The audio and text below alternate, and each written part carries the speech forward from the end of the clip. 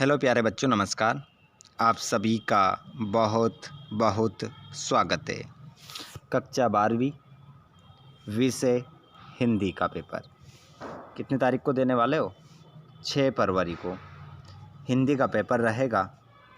पहला ही पेपर रहेगा।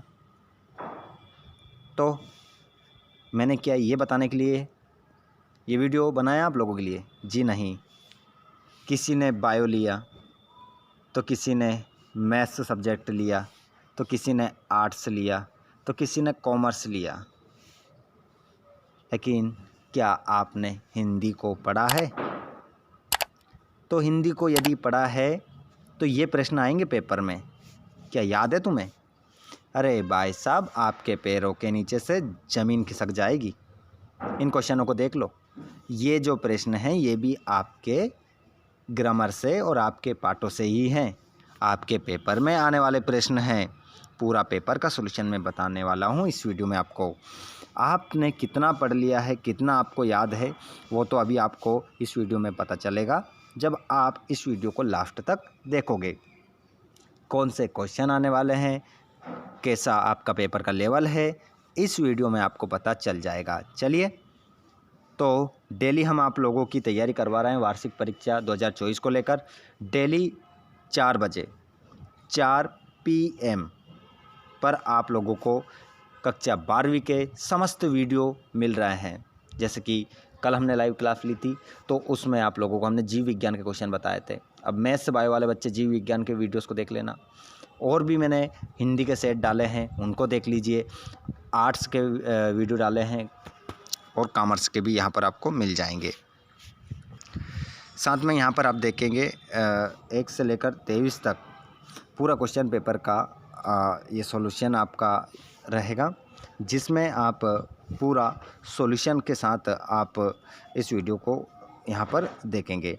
चलिए, तो जितने भी दोस्त ऐसे हैं जो इस वीडियो को पहली बार देख रहे हैं, तो आप सभी से रिक्वेस्ट है पहले तो कि आप सभी चैनल को सब्सक्राइब कर लीजिए और घंटी के बटन कॉल पर कर लीजिए, ताकि आपको आने वाले सभी वीडियोस के नोटिफिकेशन मिल सके। साथ ही अपने दोस्तों को भी शेयर कर दीजिए कि जो यहाँ पर प्रश्न बताए जाएंगे वो उनको याद है, तो वो भी जवाब यहाँ पर दे सकते हैं। चलिए, तो स्टार्ट करते हैं हम पहले प्रश्न से। प्रश्न नंबर पहला देखेंगे, आ चुका है आपकी स्क्रीन पर और यहाँ पर बताते जाइएगा मुझे। जब भी प्रश्न पढ़ोगे तो ऐसा लगेगा ये कौन से पाठ से है और ग्रामर में ये क्वेश्चन कहाँ से आ गया। चलिए स्टार्ट करते हैं पहले प्रश्न से। एक वाक्य में उत्तर दीजिए। एक वाक्य में उत्तर देना है, रस के कितने अंग होते हैं? तो रस के जो अंग होते हैं वो होते हैं 4। रस के 4 अंग होते हैं। अब नाम आप मुझे कमेंट बॉक्स में बताइए। आपने या तो देखिए बहुत सारे बच्चे ऐसे हैं जो बता सकते हैं, कोई 2 बताएगा, कोई 3 बताएगा, कोई 4 बताएगा, कोई 5 बताएगा। एक आंसर तो उनका सही होना ही होना है। लेकिन प्यारे बच्चों, क्या आप लोगों को इसके नाम याद हैं? तो नाम याद है तो कमेंट बॉक्स में आप सभी बताएंगे और साथ ही अपने सब्जेक्ट का नाम भी बताएंगे। आपने कौन सा 12th क्लास में सब्जेक्ट लिया है, आर्ट्स, कॉमर्स, बायो, मैथ्स, कौन सा सब्जेक्ट आपने लिया है, कमेंट बॉक्स में ज़रूर बताइएगा, ताकि मुझे पता चल सके कि हमारे इस वीडियो को देखने वाले कितने बच्चे ऐसे हैं, किस सब्जेक्ट से कितने हैं। अगला क्वेश्चन है, महादेवी वर्मा की 2 रचनाएँ लिखिए। अब बताइए, महादेवी वर्मा जो है उनकी रचना के नाम बताना है, वो भी कितनी बताना है?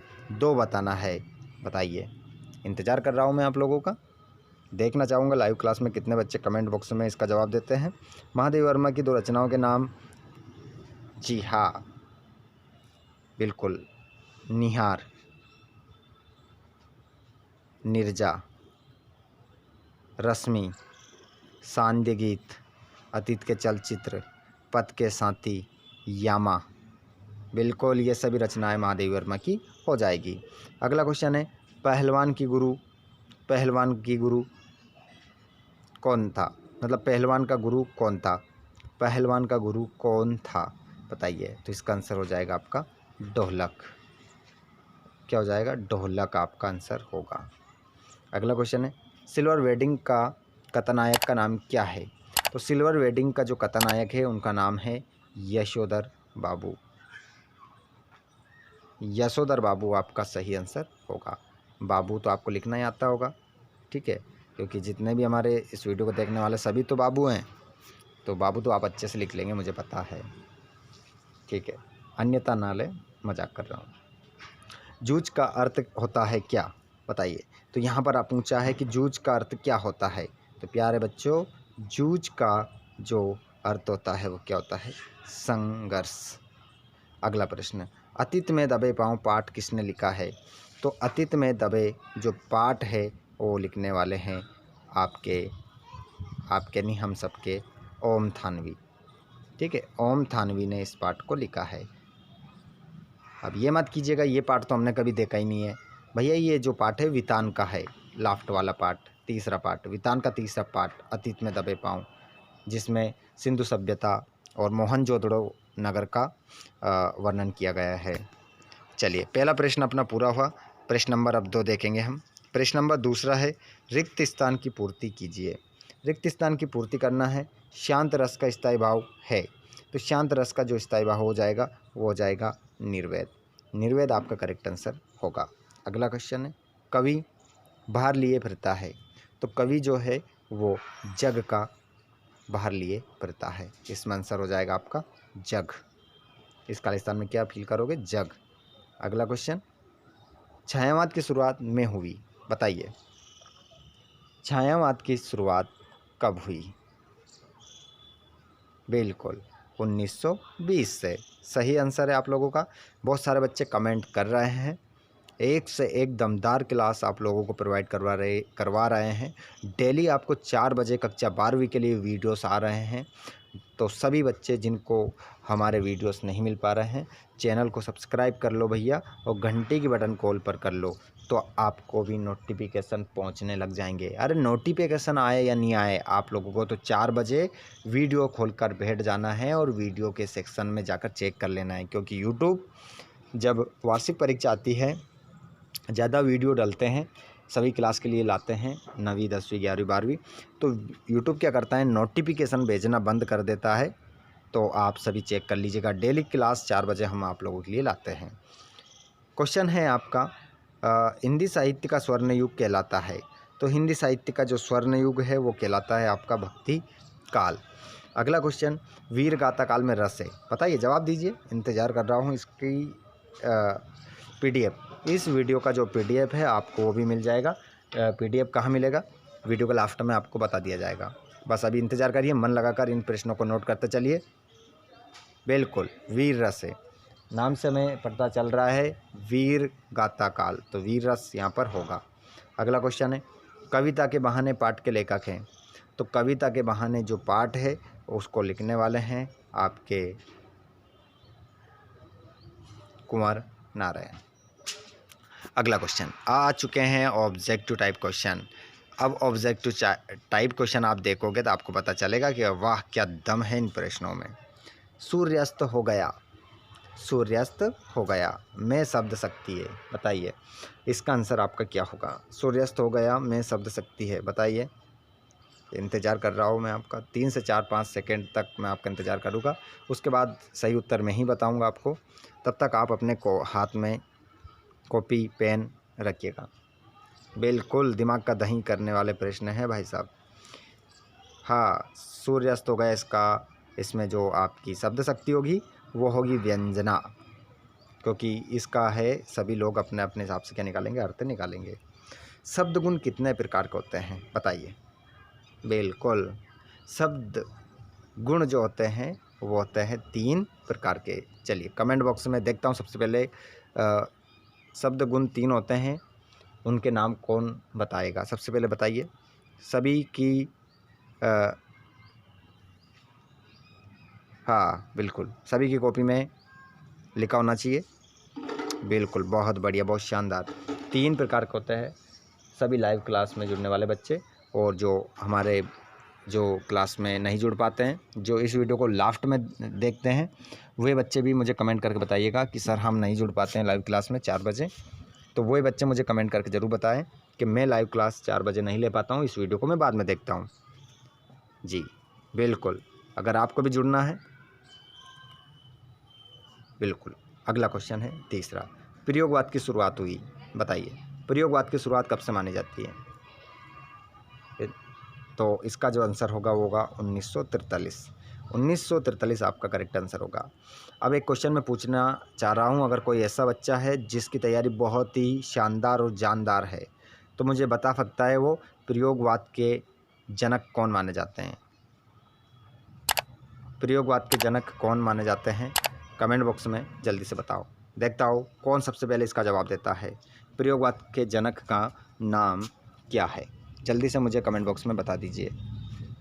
जो बच्चा इसका आंसर बताएगा उस बच्चे का नाम मैं अगले वीडियो में ज़रूर घोषित करूँगा।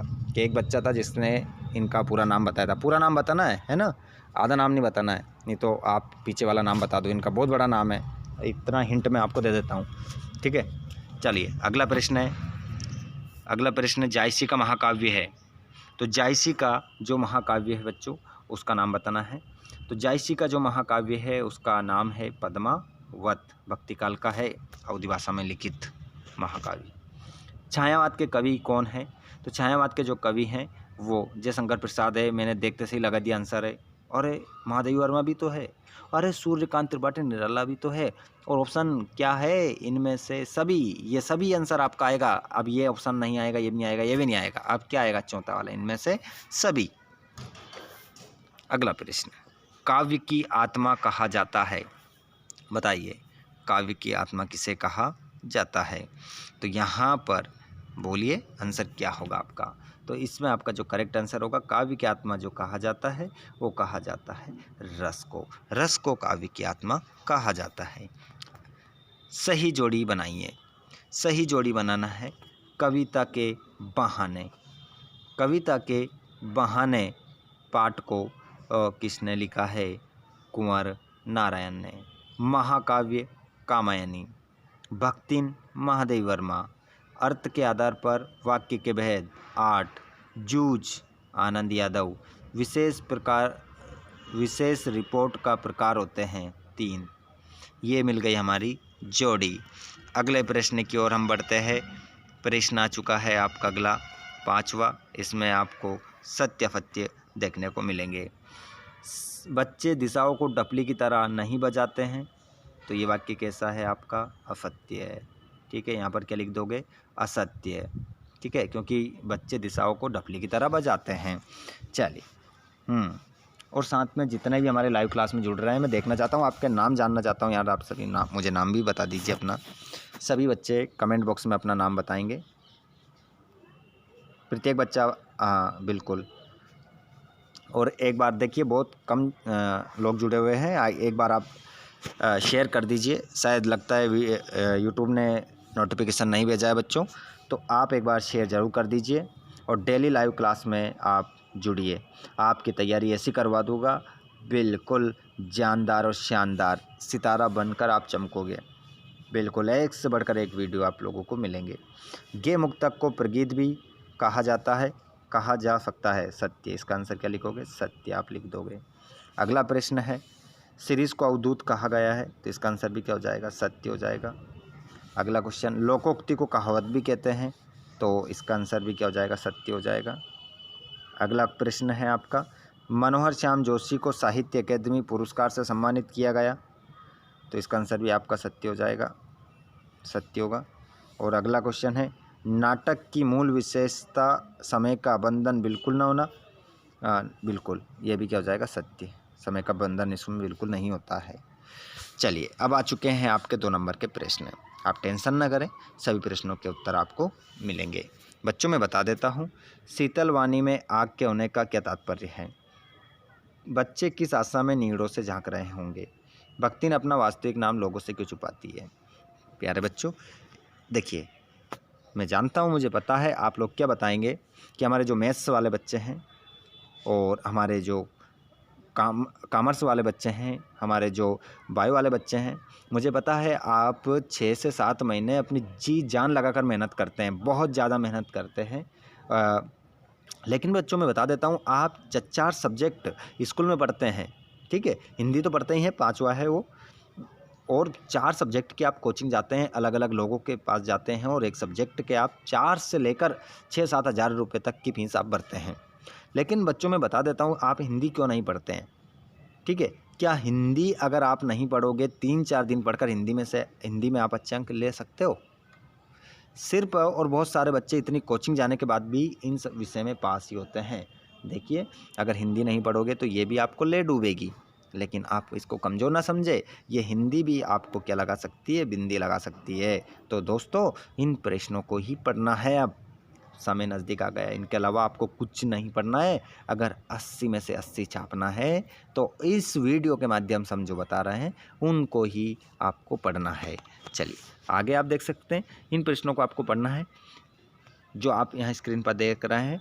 इनमें से अगर आपके पास टिक लगाते जाओ, आपके पास अगर कुछ साधन है तो, और इनमें से अगर कोई से भी प्रश्न का उत्तर आपको चाहिए तो मुझे कमेंट बॉक्स में आपको बताना है, तुरंत आपको सेंड कर दूंगा।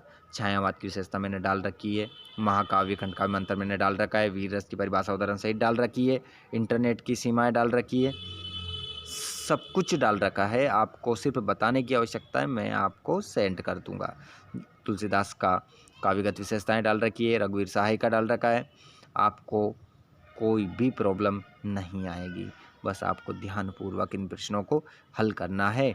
एक भी प्रश्न आपको छोड़कर नहीं आना है। 1 से लेकर 23 तक पूरा पेपर को हल करना है। अच्छे मार्क्स लेना है तो साफ सुथरी राइटिंग में, किसी भी प्रकार की कटापिटी नहीं होना चाहिए। आप ये देख सकते हैं, पैराग्राफ था, इसको पढ़कर नीचे दिए गए इन प्रश्नों के आपको उत्तर देना है। कोई दिक्कत आपको यहाँ पर नहीं आने वाली है। नीचे यदि हम चलें तो 20 में भी आपको संदर्भ प्रसंग करना है, जो आपका 4 नंबर का रहेगा। देखिए, अट्टालिका नहीं है रे आतंक भवन, सदा पंख पर होता है जल विप्लव प्लावन। इसका मतलब है कि ये जो पंक्तियाँ हैं हमारे बादल राग पाठ से ली गई है। इसके जो कवि हैं वो कौन है बताइए? सूर्यकांत त्रिपाठी निराला हैं। ये हमारा छोटा मेरा खेत, ठीक है, उमाशंकर जोशी। ये आ गया आपका प्रश्न नंबर 21, जिसके बाद आ चुका है आपका क्वेश्चन नंबर 22, ध्वनि विस्तारक यंत्रों पर हमने डाल रखा है। क्वेश्चन नंबर आया 23, किसी एक विषय पर निबंध लिखना है। तो इसमें क्या करना है आपको?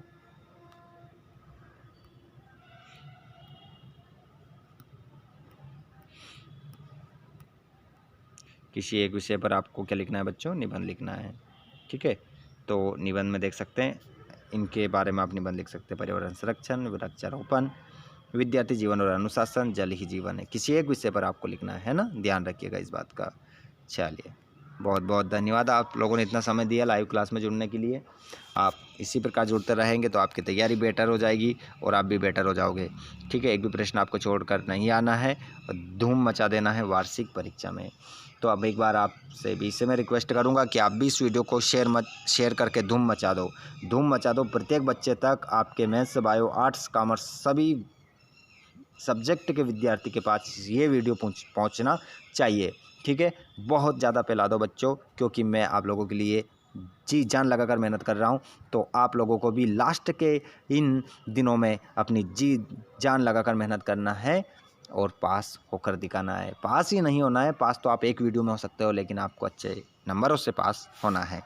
तो धन्यवाद साथियों, आप सभी का चैनल को सब्सक्राइब कर लेना और घंटी के बटन कॉल पर कर लेना ताकि वीडियो आपको मिल सके। साथ ही आप वीडियो कहाँ से देख रहा है कमेंट बॉक्स में बताना ना भूलें। और साथ ही साथ मैं आप लोगों से कहूँगा कि आप अपनी लाइव क्लास का समय चेंज करवाना चाहते हैं तो वो भी बता सकते हैं। 4 बजे के अलावा हम कोई दूसरा टाइम भी रख सकते हैं, तो आप कमेंट बॉक्स में बताना ना भूलें। 4 PM पर आपको डेली कक्षा 12वीं का वीडियो मिलता है, ठीक है। तो साथियों, आप सभी का धन्यवाद। कहाँ से इस वीडियो को आप देख रहे हैं कमेंट बॉक्स में लिखना ना भूलें। साथ ही आप इसका PDF चाहते हैं तो आपको PDF मिलेगा हमारे टेलीग्राम चैनल पर, जिसकी लिंक डिस्क्रिप्शन में है। और नहीं मिलता है तो आप टेलीग्राम पर जाइए, वहाँ पर सर्च करिए हमारे यूट्यूब चैनल का नाम, इसी ID से, इसी चैनल के नाम से हमारा यूट्यूब टेलीग्राम चैनल भी है। तो वहाँ पर जाकर ज्वाइन करिए, वहाँ पर आपको सभी प्रकार की सामग्री मिलती रहती है। धन्यवाद, थैंक्स फॉर वॉचिंग। जय हिंद, वंदे मातरम।